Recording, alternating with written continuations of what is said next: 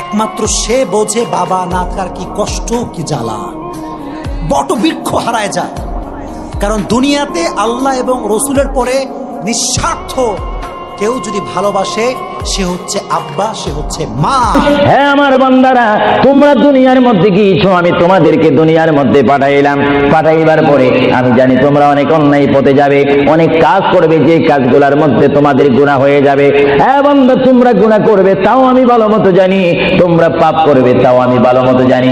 বান্দারে, পাপ করার পরে, গুনাহ করার পরে একাই কি মসজিদের মধ্যে তোমরা কেঁদেছো, রব্বানা যালামনা, বলেন রব্বানা যালামনা আনফুসানা ওয়া ইল্লাম তাগফির লানা ওয়া তারহামনা লানাকুনান্না মিনাল খাসিরিন বলে বলে মসজিদে কেঁদেছো, আসরের নামাজ পড়ে কেঁদেছো, যোহরের নামাজ পড়ে কেঁদেছো, মাগরিবের পড়ে কেঁদেছো, এশার নামাজ পড়ে কেঁদেছো।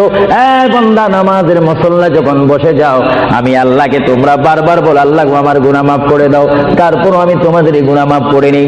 তারপরও তোমরা নিশি রাত্রে, মানুষ যখন ঘুমে যায়, তোমার বিবি যখন ঘুম যায়, তোমার ছেলে যখন ঘুম যায়, তুমি নিশি রাত্রে ঠান্ডা পানি দিয়ে ওযু বানিয়ে নামাজের মুসল্লায় বসে তুমি আবার যখন ডাক দাও, রব্বুল আলামিন, পৃথিবীর কোনো মানুষ আমার গুনাহ সম্পর্কে জানে না, তুমি আমার গুনাহ সম্পর্কে জানো। আমি এমন গুনাহ করেছি আমার বিবি জানে না, বিবি গুনাহ করেছে আমি জানি না।